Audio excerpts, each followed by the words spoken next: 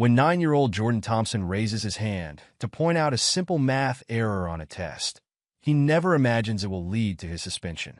But in a school where the color of your skin can determine how you're treated, this bright young student's quest for truth sets off a chain of events that will shake his community to its core. As his mother Danielle fights to clear his name, they uncover a pattern of racial bias that goes far deeper than a single incident. This is a story about more than just a test error. It's about a young boy's courage to speak up, a mother's determination to protect her child, and a community's awakening to the injustice in their midst. Before we dive into this story, let us know in the comments where you're watching from, and don't forget to subscribe for more powerful real-life stories. Jordan Thompson sat at his desk, pencil tapping thoughtfully against his chin as he studied the math problem before him. The morning sunlight streamed through the classroom windows, casting warm squares of light across the freshly waxed floors of room 412. Around him, his fellow fourth graders bent over their test papers, the scratch of pencils and occasional frustrated sighs, the only sounds breaking the concentration-heavy silence. At 9 years old, Jordan was already known throughout Riverside Elementary as one of the brightest students in his grade. His round, wire-rimmed glasses gave him a scholarly look that matched his curious nature, and his ready smile made him a favorite among his classmates. That morning, he wore his favorite navy blue sweater, the one his mother Danielle had given him for his birthday, with leather patches on the elbows that made him feel like a professor. 20 minutes left, class, Mrs. Parks announced from her desk at the front of the room, her voice carrying that familiar edge of sternness that made even the bravest students sit up straighter. Jordan had breezed through most of the test, but now he frowned at question number 15. He read it again, then a third time, his brow furrowing deeper with each pass. If Jenny has 3/4 of a pizza and gives away 4/3 of what she has to her friends, how much pizza does Jenny have left? Something wasn't right. Jordan knew fractions inside and out. Danielle had taught him early, using slices of his favorite pepperoni pizza as practical examples. You couldn't give away more of something than you had to begin with. The question as written was impossible to solve correctly. He glanced around the classroom. Other students were scratching their heads too, some looking increasingly frustrated. Marcus 2 rows over was practically pulling his hair out. Jordan raised his hand, remembering his mother's words from just that morning. Always stand up for what's right, baby. That's how we make the world better. One small truth at a time. Mrs. Parks looked up from her romance novel, her reading glasses perched on the tip of her nose. Her lips tightened almost imperceptibly when she saw who had their hand up. Yes, Jordan? Mrs. Parks, Jordan began politely, keeping his voice low to avoid disturbing his classmates. I think there might be a mistake in question 15. You can't give away 4/3 of 3/4 because that's more than what Jenny has to begin with. It doesn't make mathematical sense. The classroom fell silent. Even the pencils stopped scratching. Mrs. Parks' face darkened as she stood up, her chair scraping against the linoleum floor. Are you suggesting I made a mistake in writing this test, Jordan? No, ma'am, not exactly, Jordan replied, trying to keep his voice steady despite the sudden knot in his stomach. I just thought you might want to know so it could be fixed. Maybe it should be 2/3 instead of 4/3. Jordan Thompson, Mrs. Parks said, her voice rising with each word. I have been teaching mathematics for 23 years. I do not make mistakes on my tests. What I do see is a young man trying to disrupt this classroom and undermine my authority. Jordan's heart began to race. This wasn't how he'd expected this to go at all. But Mrs. Parks, I can explain why it's impossible. See, if you draw it out. Enough! Mrs. Parks slapped her hand on her desk, making several students jump. I will not have you continuing to challenge me in front of the entire class. This is exactly the kind of disruptive behavior I will not tolerate. Jordan felt his cheeks burning as 23 pairs of eyes fixed on him. Some of his classmates looked sympathetic, others confused, and a few, mostly the white students who rarely got in trouble, seemed almost smugly satisfied. But Jordan started again, his voice barely a whisper now. One more word, Mrs. Parks warned, and you'll be spending the rest of this test period in Principal Hall's office. Is that what you want? Jordan slumped in his seat, his eyes burning with unshed tears. He looked down at his test paper, the impossible questions seeming to mock him. His mother had always taught him to speak up when something was wrong, but now he wondered if he should have just stayed quiet, written down any answer, and moved on. The rest of the test period passed in a blur. Jordan couldn't concentrate, his mind replaying the exchange over and over. When the bell rang, he thought the worst was over. He was wrong. "Jordan, stay behind," Mrs. Parks commanded as the other students filed out for lunch. Some shot him sympathetic glances, while others whispered among themselves. Once the room was empty, Mrs. Parks crossed her arms and looked down at Jordan. "I've had just about enough of your attitude, young man. This isn't the first time you've tried to show off in class or challenge my teaching methods." "Mrs. Parks, I wasn't trying to." "I'm not finished," she cut him off. "I've been watching you, Jordan. You seem to think you're smarter than everyone else. Well, let me tell you something. Being smart doesn't give you the right to be disrespectful." Jordan's hands trembled in his lap. "I respect you, Mrs. Parks. I just wanted to help. The question really is impossible to solve." "Look." He reached for his scratch paper to demonstrate, but Mrs. Parks snatched it away. "That's it. I'm sending you to Principal Hall. Your behavior today has been completely unacceptable." 5 minutes later, Jordan sat in the hard plastic chair outside Principal Hall's office, his stomach churning. He'd never been sent to the principal before. What would his mother say? She'd worked so hard to raise him right, teaching him to be honest, to work hard, to stand up for the truth. Now here he was, in trouble for doing exactly what she taught him. Through the office's frosted glass window, he could see Mrs. Parks gesturing animatedly as she spoke to Principal Hall. Though their voices were muffled, occasional phrases leaked through, challenging authority, disruptive behavior, attitude problem. When they finally called him in, Jordan's legs felt like jelly as he stood before Principal Hall's imposing desk. Mr. Hall was a tall man with thinning gray hair and cold eyes that seemed to look right through Jordan rather than at him. "Well, Jordan," Principal Hall began, shuffling some papers on his desk, "Mrs. Parks tells me you've been causing quite a disturbance in class today, challenging her authority, disrupting the test, refusing to follow instructions when told to stop. This is very serious behavior." "Sir, I was just trying to point out a mistake in the test. The math problem doesn't make sense. If you'd let me show you." "There you go again," Mrs. Parks interrupted. "Even now, he refuses to show proper respect." Principal Hall raised his hand for silence. "Jordan, I'm very disappointed. We expect better behavior from our students at Riverside Elementary. Mrs. Parks is an experienced teacher, and when she tells you to do something, you do it. Period." "But sir." "No buts." Principal Hall's voice was final. "Your behavior today shows a complete lack of respect for authority and a disruption of the learning environment for other students. I'm suspending you for 2 weeks, effective immediately." The word hit Jordan like a physical blow. Suspended? His perfect record gone. All because he tried to point out a mistake that anyone who understood fractions could see. "We'll be calling your mother to pick you up," Principal Hall continued, already reaching for his phone. "And Jordan, I suggest you use these 3 days to think about your attitude and how you can show proper respect to your teachers in the future." Jordan sat in numb silence as Principal Hall dialed his mother's number. This couldn't be happening. It wasn't fair. He hadn't done anything wrong. He just tried to help, to fix a mistake that was confusing everyone in class. How had everything gone so wrong? As he waited for his mother to arrive, Jordan could feel Mrs. Parks' satisfied gaze on him. He thought about all the times he'd seen her treat the other black students differently. How she'd send Marcus to the principal's office for talking once while Jenny could chat all class without consequence.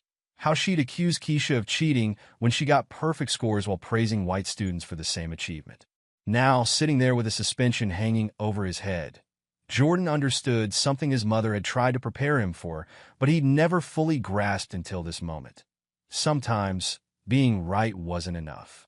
Sometimes, the color of your skin could turn the simplest interaction into a catastrophe. A tear finally escaped, rolling down his cheek. Jordan wiped it away quickly, not wanting to give Mrs. Parks or Principal Hall the satisfaction of seeing him cry. He thought about his mother's words again, "Stand up for what's right." He had done that today, and even though it had gotten him in trouble, deep down he knew he wouldn't have done anything differently. As he waited for his mother to arrive, Jordan couldn't know that this simple act of pointing out a math error, would spark something much bigger than himself. He couldn't know that his suspension would become a rallying cry for change, that his story would expose deep-seated prejudices in the school system, or that his courage in speaking up would inspire others to do the same. For now, he just sat there, a bright 9-year-old boy who dared to point out a simple truth, waiting for his mother to come pick him up from a school that had just taught him one of life's hardest lessons. Sometimes the system isn't designed to hear your voice, even when you're absolutely right. The moment Danielle Thompson received the call from Principal Hall, her heart sank. Suspended? Her son Jordan, suspended? She could barely believe it. As Danielle hurried to the school, 1,000 thoughts raced through her mind. Jordan was a good boy, a diligent student who loved learning. He wasn't the type to cause trouble or disrupt the classroom. So, what in the world had happened? When Danielle arrived at the principal's office, she found Jordan sitting quietly, his eyes downcast. She rushed to him, wrapping her arms around his small frame. "Oh, baby, what happened?" she asked, her voice trembling with worry and anger. Jordan recounted the story, his words stumbling as he tried to make sense of it all. Danielle listened intently, her grip on her son tightening with each passing detail. A simple math mistake on a test, pointing it out to the teacher, and for that, her child was being punished? Danielle turned to Principal Hall, her brow furrowed in disbelief. "You're telling me my son is being suspended for trying to help? For being right about a mistake on your test?" Mr. Hall shifted uncomfortably in his chair, his expression unreadable. "Mrs. Thompson, your son's behavior was disruptive and disrespectful." He openly challenged Mrs. Park's authority in front of the entire class. "We simply cannot tolerate that kind of attitude in this school." Danielle scoffed, her hands clenching into fists at her sides. "Disrespectful? He's 9 years old, for goodness sake. All he did was try to point out a problem with the test. And you throw him out for it?" "Mrs. Thompson, I must insist that you calm down," Mrs. Parks interjected, her voice dripping with false concern. "Jordan has a history of this kind of behavior. He seems to think he's smarter than the rest of the class, and he uses that as an excuse to undermine my teaching." Danielle whirled on the teacher, her eyes blazing. "Undermine your teaching? He's a child trying to learn, and you're telling me this isn't the first time you've singled him out?" She shook her head in disgust. "I know my son, Mrs. Parks. He's not a troublemaker. But I'm starting to see a pattern here. A pattern of you treating my son and other black students unfairly." Mrs. Parks bristled, her face flushing with indignation. "I will not stand here and be accused of racism, Mrs. Thompson. I treat all my students equally, regardless of their race." "Really?" Danielle challenged, her voice laced with sarcasm. "So why is it that Jordan and the other black kids in his class seem to be the ones who constantly end up in trouble? Huh? Is that just a coincidence?" The room fell silent, the tension thick enough to cut with a knife. Principal Hall cleared his throat awkwardly, trying to diffuse the situation. "Mrs. Thompson, I understand your concerns, but the fact remains that Jordan's behavior today was unacceptable. The suspension will stand." Danielle stared at him, her eyes narrowing. "Unacceptable? For pointing out a mistake? For trying to learn?" She shook her head, her hands trembling with emotion. "No, this is not happening. I won't let you punish my son for being smart, for having the courage to speak up. This is wrong, and I'm going to fight it." With that, Danielle turned on her heel and ushered Jordan out of the office, her mind already racing with a plan of action. As they walked to the car, she could feel the weight of Principal Hall and Mrs. Parks' eyes on her back, but she refused to back down. Once they were safely inside the vehicle, Danielle pulled Jordan into a tight hug. "I'm so proud of you, baby," she whispered, her voice thick with emotion. "You did the right thing, and I'm going to make sure the school knows it." Jordan clung to his mother, the full reality of the situation finally sinking in. "But Mom, what if they don't believe me? What if they don't care?" His voice trembled with uncertainty. Danielle pulled back, cupping Jordan's face in her hands. "Oh, sweetie, they're going to have to care, because we're not going to stop until they do." Her eyes hardened with determination. "This isn't just about you anymore. This is about standing up for what's right for all the kids who are being treated unfairly because of the color of their skin. Jordan nodded, his own resolve strengthening. Okay, Mom, what do we do? Danielle smiled, the fire in her eyes igniting a spark in her son's heart. First, we're going to get you home, get you something to eat, and then we're going to call a lawyer. This suspension is not going to stand. As Danielle drove, her mind raced. She knew this wasn't just about her son anymore. It was about something much bigger. The way Jordan had been treated, the way she'd seen other black students face harsher punishments than their white peers, it all pointed to a deeper problem in the school system. And she was determined to expose it, to fight for change, not just for Jordan, but for every child who deserved to be treated with fairness and respect. That evening, as Danielle and Jordan sat at the kitchen table, devouring bowls of mac and cheese, Danielle made a few phone calls. First, she reached out to a local civil rights attorney, someone she knew had a reputation for taking on cases of racial discrimination in schools. "Marissa, it's Danielle Thompson," she said, her voice tight with emotion. "I need your help. My son, Jordan. He was suspended from Riverside Elementary today for trying to point out a mistake on a test." Marissa, a seasoned lawyer with a fierce commitment to social justice, listened intently as Danielle recounted the incident. By the time Danielle had finished, Marissa's brow was furrowed with concern. "This is unacceptable, Danielle. Suspending a child for trying to learn? And you say this isn't the first time they've treated black students unfairly." Marissa let out a heavy sigh. "I'll take the case.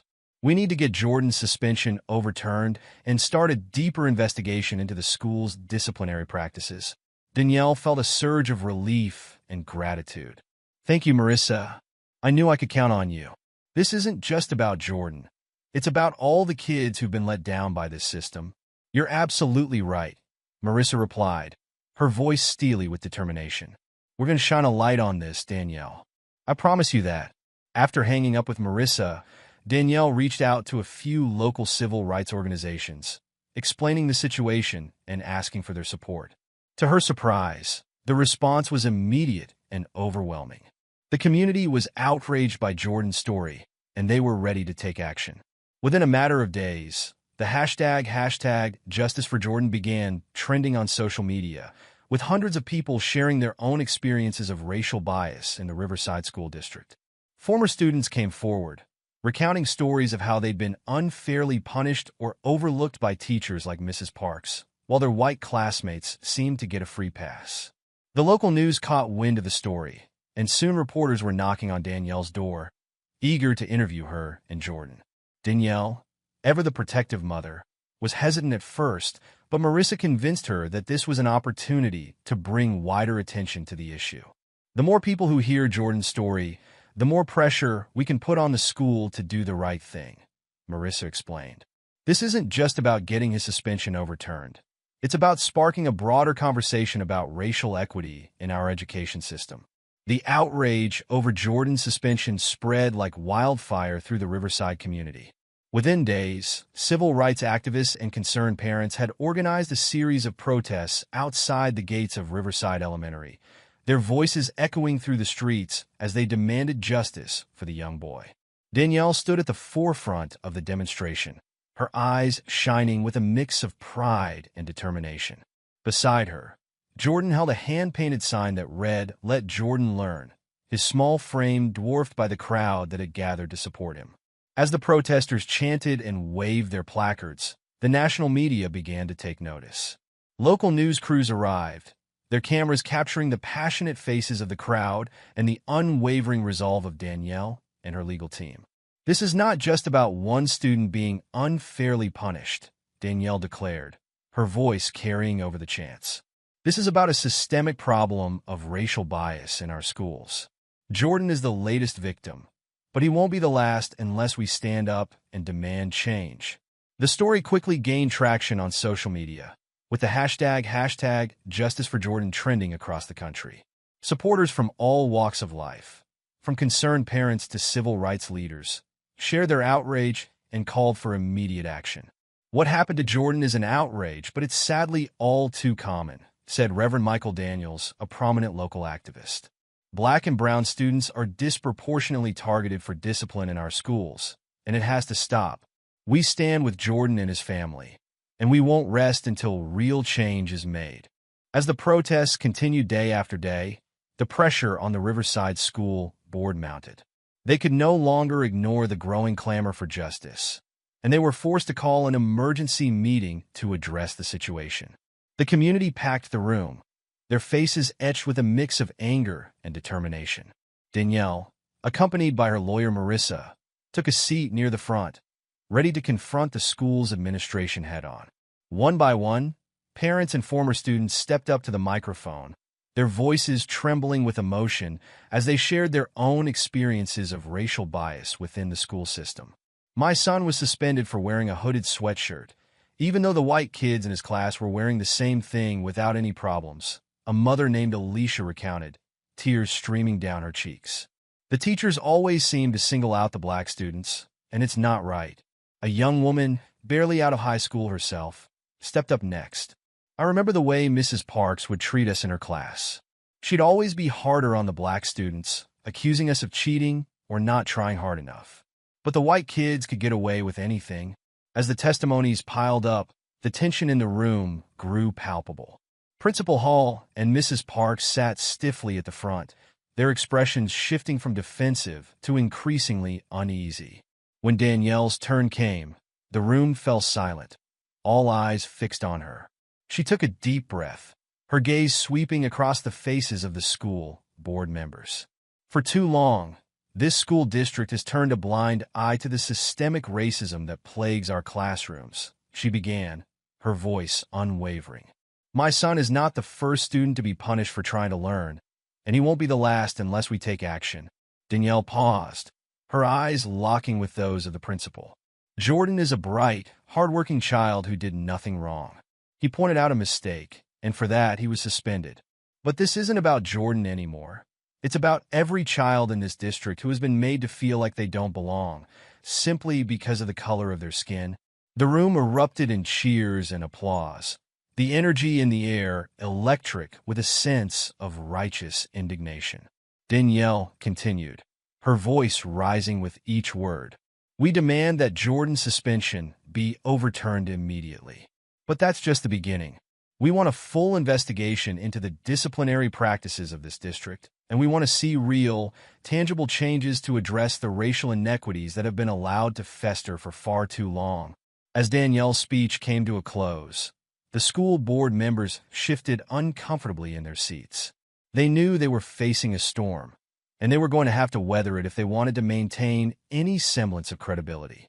Principal Hall, his face flushed with discomfort, rose to address the audience.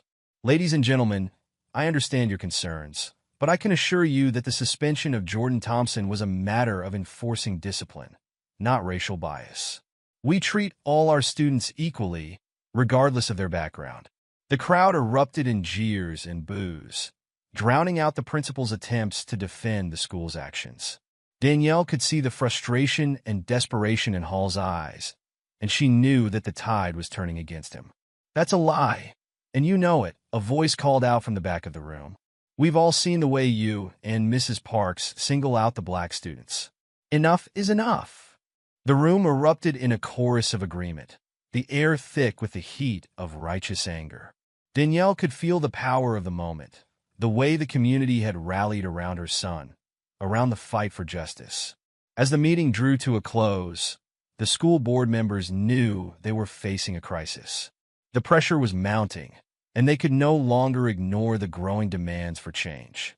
In the days that followed, the protests outside Riverside Elementary only intensified, with more and more people joining the cause.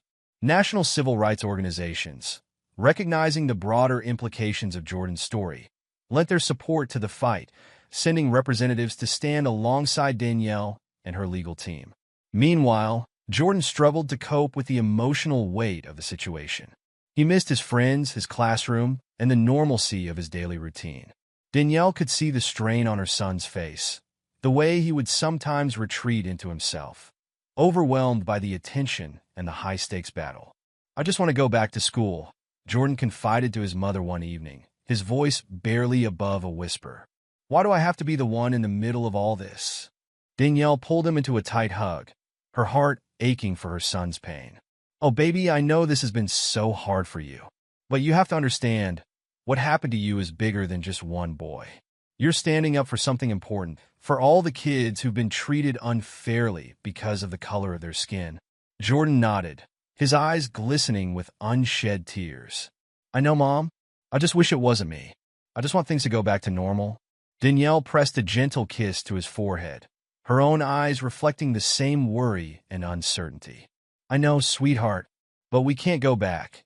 Not until we make sure that what happened to you never happens to another child again. You're being so brave, and I'm so proud of you."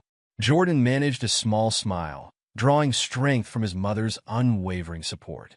He may have been just a 9-year-old boy, but in that moment, he felt the weight of the world on his shoulders. This was no longer just about him.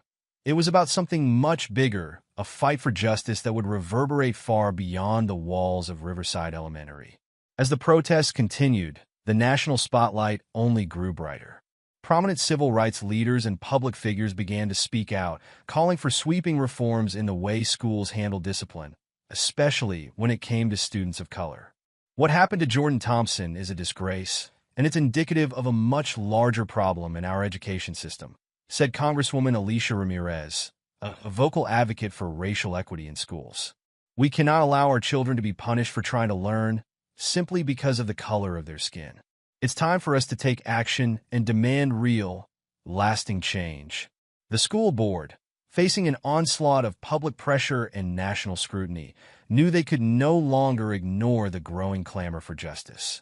They were forced to convene another emergency meeting, this time with representatives from the Department of Education and local civil rights organizations in attendance. Danielle, Marissa, and a contingent of community leaders filled the room, their eyes fixed on the increasingly uneasy faces of the school board members. Principal Hall and Mrs. Parks sat together, their expressions grim and defensive. As the meeting progressed, the testimonies from parents, students, and education experts painted a damning picture of the racial biases and discriminatory practices that had become ingrained in the Riverside school system. The evidence was overwhelming, and the school board members found themselves on the defensive, their attempts to justify their actions falling flat in the face of such compelling testimony. At one point, a former student, now a young adult, stood up and addressed the room with a trembling voice. "I remember sitting in Mrs. Parks' class, working just as hard as the white kids, if not harder. But whenever I got a good grade, she'd accuse me of cheating. She never gave me the benefit of the doubt, never praised me the way she did the other students. And I know I'm not alone." The crowd erupted in applause, the anger and frustration palpable in the air. Principal Hall shifted uncomfortably in his seat, his face flushed with a mix of embarrassment and defiance. "Ladies and gentlemen, I can assure you that we take these allegations very seriously," he said, his voice wavering. "We will be conducting a full investigation into our disciplinary practices and working to address any issues of racial bias that may have occurred." Danielle scoffed, her eyes narrowing. "That's not enough, Mr. Hall. You've had plenty of time to address these problems, and you've done nothing. Now, the community is demanding real, tangible change. We want to see a complete overhaul of your disciplinary policies, and we want to see it happen now." The room erupted in a chorus of agreement, the force of the community's outrage threatening to overwhelm the beleaguered school board. Principal Hall and Mrs. Parks exchanged uneasy glances, their confidence visibly crumbling under the weight of the public's fury. As the meeting drew to a close, the school board members knew they were facing a monumental challenge. The pressure was mounting, and they could no longer ignore the demands for justice. They had to act, and they had to act fast if they wanted to maintain any semblance of credibility and control over the situation. Outside the school, the protesters continued to chant and march, their voices carrying a message of defiance and hope. Jordan stood among them, his small hand clasped in his mother's, his eyes filled with a mixture of pride and trepidation. He knew that this was no longer just about him. It was about something much bigger, a fight for the rights of all children, regardless of the color of their skin. As the sun began to set, Danielle pulled Jordan close, her heart swelling with a mix of emotions. "You're so brave, "Baby," she whispered, her voice thick with emotion. "You've started something that's going to change the world, one small truth at a time." Jordan nodded, his own resolve strengthening. He may have been just a 9-year-old boy, but in that moment, he felt the weight of the world on his shoulders. And he was ready to fight, for himself, and for every child who deserved to be heard, to be seen, and to be treated with the respect and dignity they deserved. The pressure on Riverside Elementary only continued to mount as the community's outrage over Jordan's suspension reached a fever pitch. With the national spotlight shining brightly on the school, Mrs. Parks found herself under intense scrutiny, her every move and past actions coming under the microscope. As the school board's investigation into the district's disciplinary practices progressed, a pattern of unfair treatment toward black students began to emerge. Former students, emboldened by the growing movement for change, came forward with their own stories of being targeted and punished more harshly than their white peers. Mrs. Parks, sensing the noose tightening around her, tried desperately to save her job. In a last-ditch effort, she revealed that she was pregnant, claiming that her personal issues had affected her judgment and led to the way she had handled the situation with Jordan. But the community was having none of it. Danielle and her legal team quickly dismissed the pregnancy excuse as a transparent attempt to deflect blame, and the public backlash was swift and merciless. Social media users mocked Mrs. Parks' claim, with many pointing out that her alleged stress did not justify the unfair treatment of students. "Pregnancy is not an excuse for racism," one commenter wrote on the local news website. "If Mrs. Parks can't handle the responsibilities of her job without discriminating against her students, then she has no business being in the classroom in the first place." The teachers' union, which had initially tried to rally behind Mrs. Parks, found itself in an increasingly untenable position. Facing mounting pressure from both the community and its own members, the union was forced to distance itself from the embattled teacher, issuing a tepid statement about the importance of fairness and professionalism in the classroom. As Mrs. Parks' position grew more and more precarious, the spotlight shifted to Principal Hall, who had steadfastly defended the school's actions and refused to acknowledge the underlying issues of racial bias. Under the glare of the national media and the relentless demands of the community, Mr. Hall found himself in an increasingly difficult position. The evidence against the school's disciplinary practices was overwhelming, and his attempts to deflect blame only fueled the outrage. Mr. Hall has been complicit in allowing this kind of discriminatory behavior to fester in his school, Danielle declared at a press conference, her voice steady and resolute. He has failed to protect the students under his care, and he must be held accountable. The community's calls for Mr. Hall's resignation only grew louder, with parents and activists alike demanding that he step down and make way for new leadership that would prioritize equity and inclusion. As the school board's investigation continued, the picture that emerged was one of systemic failure. A school district that had turned a blind eye to the unfair treatment of its black and brown students for far too long. The findings were damning, revealing a pattern of harsher punishments, lower expectations, and a general lack of support for students of color. Danielle, buoyed by the outpouring of community support and the growing momentum of the movement, knew that this was a pivotal moment. She had come too far to settle for anything less than true, lasting change. With the help of her legal team, led by the tireless Marissa, Danielle filed a formal complaint against the Riverside School District, alleging racial discrimination and disproportionate punishment. The case quickly gained national attention, with civil rights organizations and high-profile advocates lending their support to the cause. "What happened to Jordan Thompson is not an isolated incident," said Reverend Michael Daniels, a prominent local activist who had been a vocal supporter of the family. "This is a symptom of a much larger problem in our education system, where students of color are routinely denied the opportunity to learn and grow to their full potential." The protests outside Riverside Elementary continued, with demonstrators now calling not just for Jordan's suspension to be overturned, but for sweeping reforms to address the district's deep-seated issues with racial bias. Chants of justice for Jordan echoed through the streets, joined by rallying cries for equity in education and no more excuses. On social media, the outpouring of support for the young boy and his family was overwhelming. The hashtag Justice for Jordan remained a top trend, with thousands of people sharing their own stories of discrimination and calling for change. Jordan's story has struck a chord with so many people because it's a reflection of their own experiences. Danielle explained in an interview. This isn't just about one child. It's about an entire generation of young people who have been let down by a system that is supposed to nurture and support them. As the public pressure mounted, the school board found itself in an increasingly untenable position. They could no longer ignore the growing demands for accountability and reform, and they knew that the community would not be placated by empty promises or half measures. Under the glare of the national spotlight, Mrs. Parks was finally forced to resign from her position at Riverside Elementary. The school district's failure to address her history of discriminatory behavior earlier only added to the public's outrage, and her pregnancy excuse was widely ridiculed as a transparent attempt to save her job. Mrs. Parks' resignation is a step in the right direction, but it's not enough, Danielle declared. We need to see real, systemic change in this district, and we won't stop until we get it. As for Principal Hall, he found himself in an even more precarious position.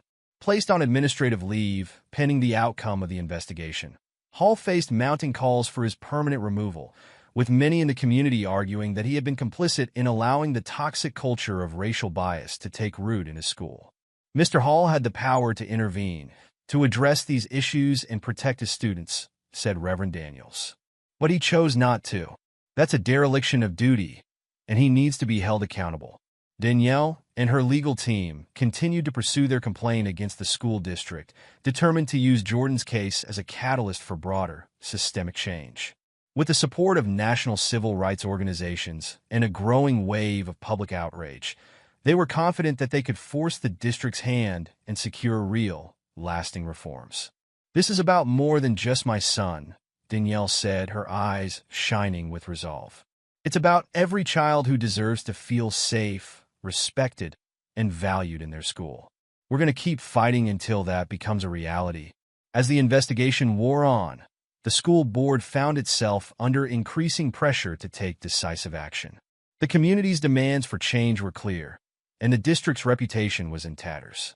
They knew that they could no longer afford to ignore the problem or to rely on half measures and empty promises. Finally, after weeks of intense public scrutiny and negotiations with Danielle's legal team, the school board announced a comprehensive plan to overhaul the district's disciplinary policies and address the systemic issues of racial bias. The reforms were sweeping, including mandatory implicit bias training for all staff, the implementation of restorative justice practices in lieu of punitive measures, and the creation of a new Office of Equity and Inclusion to oversee and monitor the district's progress. This is a significant step forward, but it's just the beginning, Danielle said at a press conference, flanked by Jordan and her legal team. We'll be closely watching to ensure that these reforms are implemented with fidelity and that real change takes root in our schools.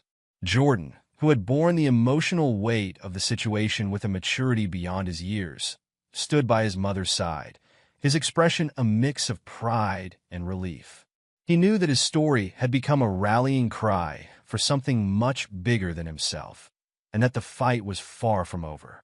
But in that moment, as he looked out at the sea of supportive faces, Jordan felt a sense of hope and determination. He had faced adversity and injustice, and he had emerged stronger for it. And he knew, without a doubt, that he would continue to stand up and speak out, not just for himself, but for every child who deserved to be heard, to be seen, and to be treated with the dignity and respect they deserved. As the community celebrated the hard-won victories and looked ahead to the work that still lay before them, Jordan felt a newfound sense of purpose.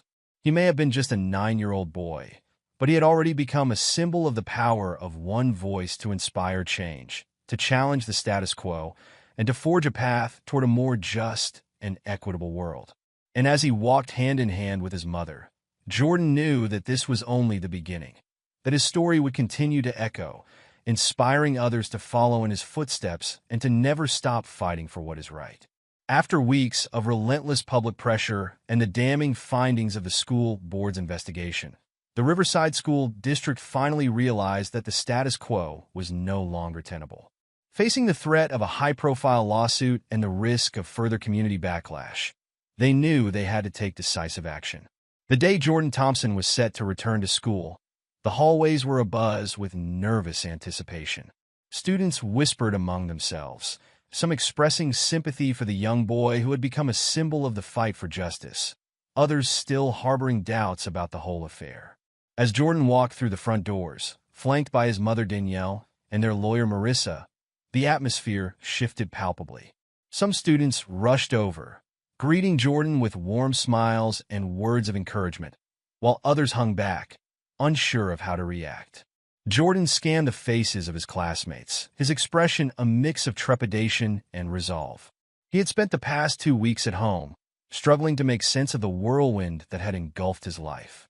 But now, as he stood before the familiar surroundings of Riverside Elementary, he felt a new sense of purpose.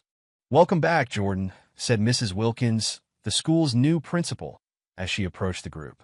Her voice was gentle, her eyes filled with a sincerity that stood in stark contrast to the icy demeanor of her predecessor. "Thank you, Mrs. Wilkins," Jordan replied, his voice barely above a whisper. He glanced up at his mother, who squeezed his hand reassuringly. "We're so glad to have you back," Mrs. Wilkins continued, her gaze sweeping across the gathering of students and staff. "And I want to assure you and your family that things are going to be different here. We're committed to creating an environment where every child feels safe, respected, and valued."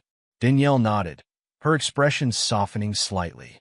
"We appreciate that, Mrs. Wilkins. And we're hopeful that the changes you've promised will make a real difference, not just for Jordan, but for all the students in this school." The new principal smiled, her posture relaxed and open. "That's exactly what we're aiming for. I know the past few weeks have been difficult, but I believe this can be a turning point, a chance for us to heal and build a stronger, more inclusive community." Jordan listened, his heart swelling with a mix of relief and cautious optimism. He remembered the turmoil and the pain of being singled out, the uncertainty of not knowing whether he'd done something wrong. But now, as he looked around at the faces of his classmates, he saw something different, a newfound respect, a willingness to listen and understand. As Jordan made his way to his classroom, his fellow students greeted him warmly, some even offering apologies for not speaking up sooner. Gone was the air of indifference or disdain that he had once sensed. In its place was a genuine curiosity and a desire to understand what he had gone through. "I'm really sorry you got in trouble, Jordan," said Marcus, a boy who had once been one of Jordan's closest friends. "That wasn't fair at all, and I wish I'd said something when it happened." Jordan offered a small smile, his eyes shining with a mix of emotion. "It's okay, Marcus. I'm just glad it's all over now." The two boys fell into an easy conversation, the tension that had once hung between them dissolving as they reconnected. Jordan felt a sense of relief wash over him, the weight of the past few weeks finally starting to lift. As the school day progressed, Jordan found himself the subject of newfound respect and admiration from both his peers and his teachers. Mrs. Wilkins made a point of checking in on him, offering a sympathetic ear and reassuring him that the school was committed to creating a more inclusive environment. As the school day drew to a close, Jordan found himself surrounded by a small group of classmates, all of them eager to hear more about his experience and to express their support. "You're so brave, Jordan," said Keisha, a girl whose own struggles with unfair treatment had often gone unnoticed. "I'm really proud of you for standing up to Mrs. Parks and the principal. It's not easy, but you did the right thing." Jordan felt a surge of pride, his chest swelling with a newfound confidence. "Thanks, Keisha. I just wanted to help, you know. I didn't think it would turn into all of this." The other students nodded, their expressions a mix of admiration and understanding. "Well, we're glad you did," said Marcus, his voice sincere. "And we're going to be here for you, no matter what." Jordan felt a wave of relief wash over him, the weight of the past few weeks finally starting to ease. He knew that the fight was far from over, that the changes promised by the school district would take time and sustained effort to truly take root.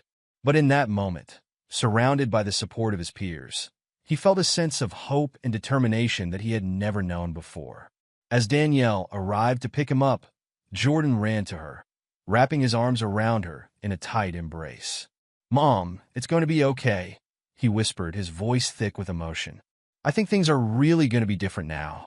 Danielle hugged him back, her eyes glistening with tears of joy and relief. "I'm so proud of you, baby," she said, her voice barely above a whisper. "You've shown so much courage, and you've inspired so many people.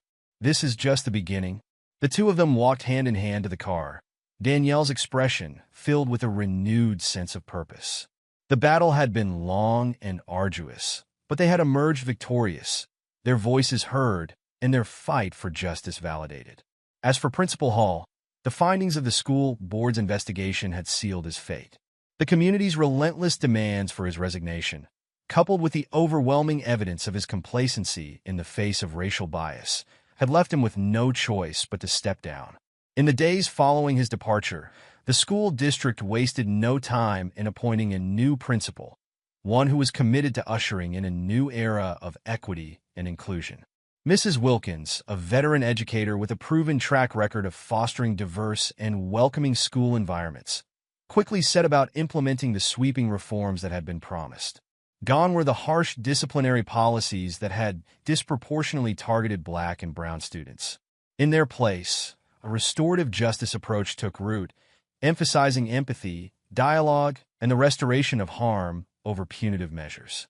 Teachers were required to undergo extensive bias training, learning to recognize and confront their own preconceptions and blind spots.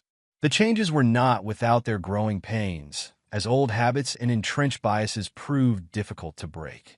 But under Mrs. Wilkins' steady leadership, the school community began to embrace the new vision, recognizing the immense value in creating an environment where every child felt seen, heard, and valued. For Danielle, the progress was both exhilarating and bittersweet. On one hand, she felt a deep sense of vindication, knowing that her family's struggle had played a pivotal role in sparking the much-needed transformation. But on the other, she couldn't help but feel a twinge of sadness at the thought of all the children who had come before Jordan, whose voices had been silenced and whose potential had been stifled by a system that had failed them. As Danielle's legal case against the school district moved forward, the community rallied around her, offering their unwavering support and sharing their own stories of injustice. The settlement that was eventually reached, while not the primary goal, sent a powerful message that the district would be held accountable for its past transgressions and that real, substantive change would be the price of moving forward. With the media spotlight gradually fading, Jordan found himself thrust into the role of a local hero, his courage and resilience celebrated by his peers and the broader community. Articles about his story continued to circulate online, inspiring others to stand up and speak out against the inequities they witnessed in their own schools. Jordan's story is a testament to the power of one voice to spark change, said Reverend Michael Daniels, the prominent local activist who had been a vocal supporter of the family. He refused to be silenced, and in doing so, he's given hope to countless young people who've been made to feel invisible. As the new school year began, Jordan walked through the freshly painted halls of Riverside Elementary with a newfound sense of pride and purpose. The changes were evident. The walls adorned with vibrant murals celebrating the diversity of the student body, the once imposing security guards replaced by friendly faces eager to lend a listening ear. In his classroom, Jordan was greeted by a teacher who made a point of acknowledging his ordeal and commending his bravery. "Jordan," she said, her voice warm and sincere, "I know the past year has been incredibly difficult for you, but I want you to know that we're committed to making this a place where you and all of your classmates can thrive." Jordan nodded, his expression serious but hopeful. "Thank you, Mrs. Wilkins. I'm ready to learn, and I'm ready to help make this school better for everyone." The teacher smiled, her eyes shining with pride. "That's exactly what we need, Jordan. Your voice, your courage, they're going to be instrumental in shaping the future of this community." As the school year progressed, Jordan found himself at the center of a shifting cultural landscape, his story becoming a rallying cry for equity and inclusion within the education system. Guest speakers and assemblies focused on the importance of diversity, empathy, and mutual understanding, with Jordan's experience serving as a powerful case study. Danielle, too, found herself in high demand, her story inspiring others to take a stand against the systemic racism that had become entrenched in so many schools. She spoke at local events, sharing her family's journey and urging the community to remain vigilant in their pursuit of meaningful change.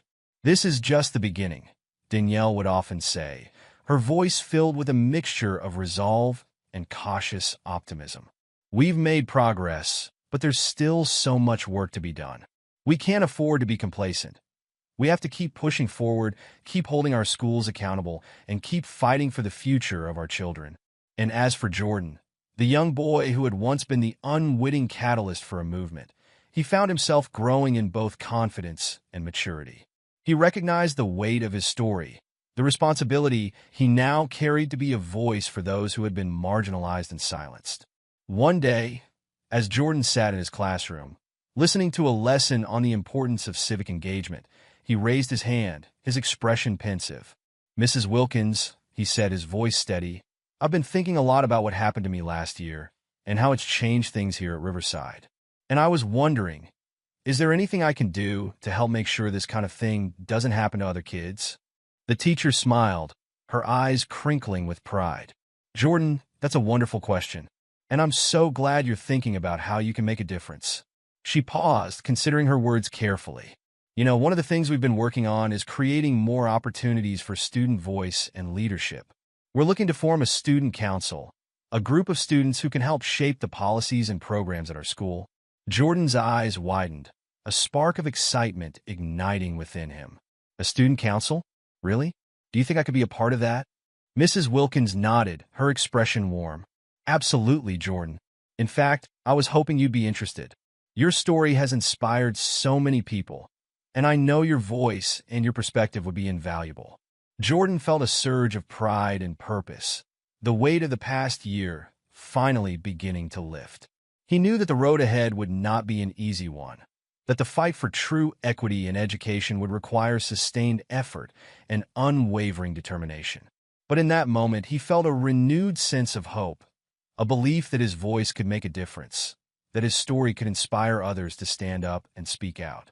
As he left the classroom, Jordan couldn't help but reflect on how much had changed in the span of a single year. He had faced adversity, injustice, and the harsh realities of a system that had failed him. But he had also found the strength to fight back, to use his voice to challenge the status quo and demand the change he knew was necessary. And as he walked through the halls of Riverside Elementary, Jordan knew that his story was far from over. He was no longer just a student, but a symbol of hope, a beacon for all those who had been made to feel small, to feel invisible. He was a reminder that one voice, one act of courage, could ripple outward, inspiring a movement for change. In the days and weeks that followed, Jordan immersed himself in his new role as a student council member, working alongside his peers to ensure that the reforms promised by the school district were implemented with fidelity. He spoke up in meetings, shared his experiences, and advocated for policies that would create a more inclusive and equitable learning environment.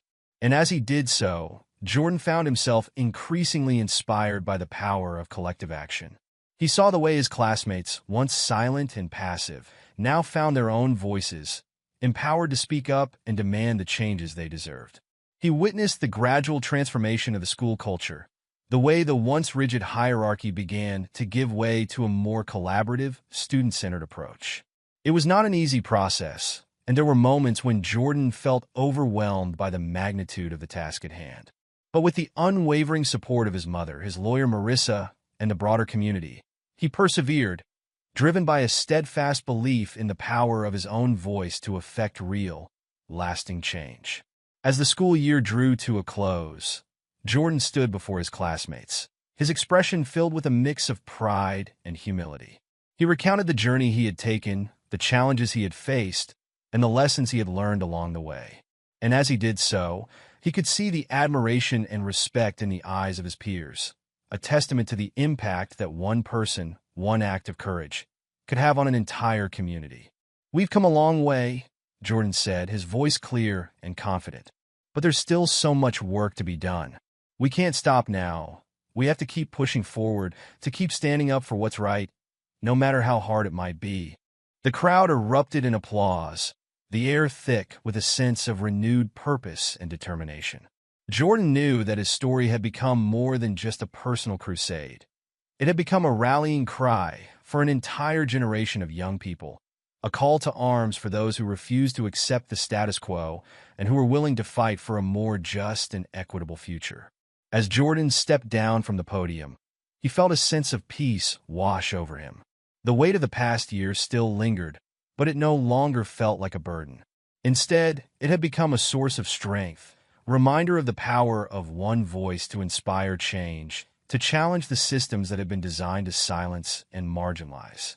And as he looked out at the faces of his classmates, his teachers, and the broader community, Jordan knew that his fight was far from over. But he also knew that he was not alone, that he had the support of a movement, a groundswell of voices united in the pursuit of a more just and inclusive world. With a renewed sense of purpose, Jordan turned his gaze toward the future, determined to continue the fight for equity and justice, one small truth at a time. Jordan's story reminds us of the power of standing up for what's right, even when the odds are against you. What started as a simple act of correcting a mistake turned into a fight against unfair treatment, prejudice, and injustice. In the end, Jordan's courage sparked a much-needed change, not just in his school, but in his entire community. His resilience became an inspiration for countless others who face similar battles. If you were moved by Jordan's journey, be sure to share this story with others. And don't forget to like, comment, and subscribe to our channel for more powerful stories like this one. Your voice matters just like Jordan's did. And remember, sometimes the smallest act can lead to the biggest change. Thank you for watching, and we'll see you in the next story.